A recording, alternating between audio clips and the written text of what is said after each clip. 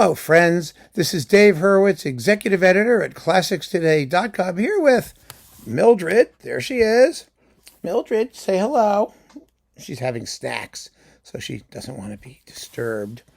But anyway, what are we talking about? We're talking about they gave the premiere and they made recordings, sometimes multiple recordings. There. We can do this together. Isn't that more fun? So who is it? Who are we talking about? What are we talking about? What work are we talking about?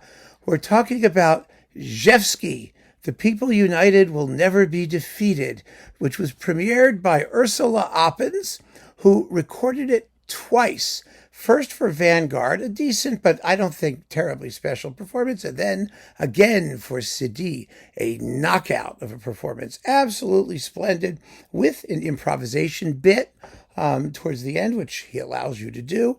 There's also a coupling here on this Cedille recording, Four Hands, with Jerome Lowenthal. Really a knockout CD of contemporary piano music. Simply amazing stuff. It really is. Now, I've said this before, and I will say it again.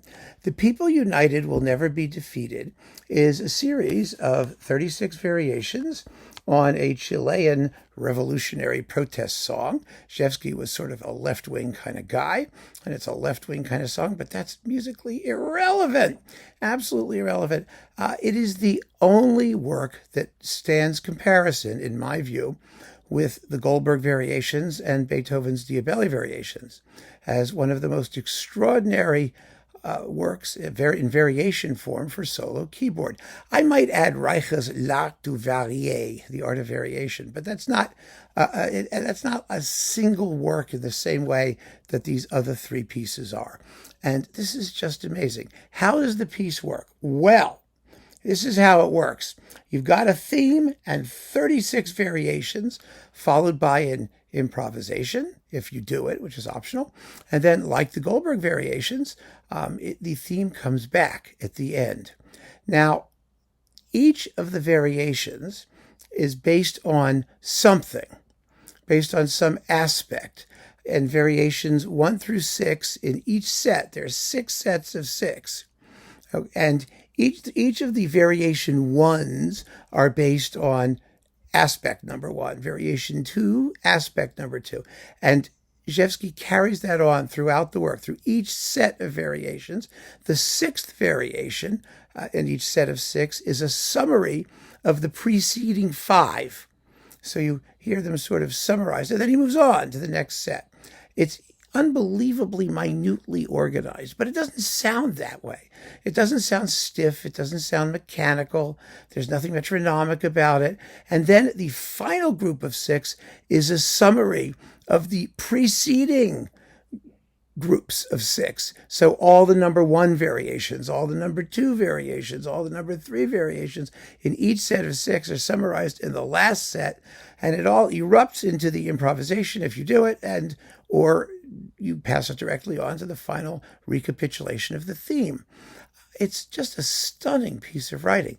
And sometimes it's very, very tonal, and the tune is very audible and catchy. Sometimes it's avant-garde. It uses, advanced playing techniques and things like that in certain spots. The whole piece is just a wonderful summation of what you could do with keyboard music in this day and age, just as the Goldberg variations and the Diabelli variations summarized what you could do with the composer's respective instruments in that day and age. It's just such a fabulously encyclopedic piece. It really is just amazing. And this is an incredibly great performance.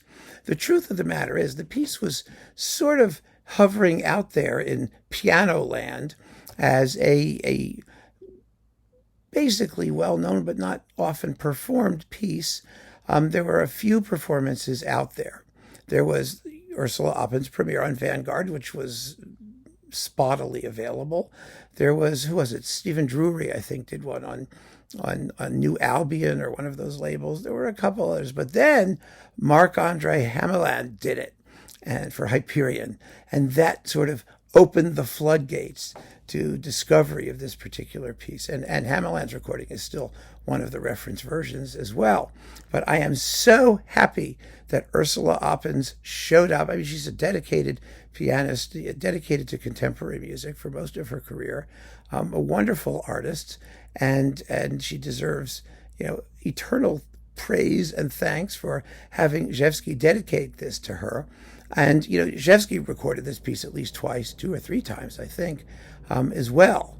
And so, yeah, I mean, since that premiere, there have been many, many other versions. So it's only fair, and it's wonderful that Cedille got Oppens to redo the piece in the full flower of her maturity and with her technique completely unimpaired.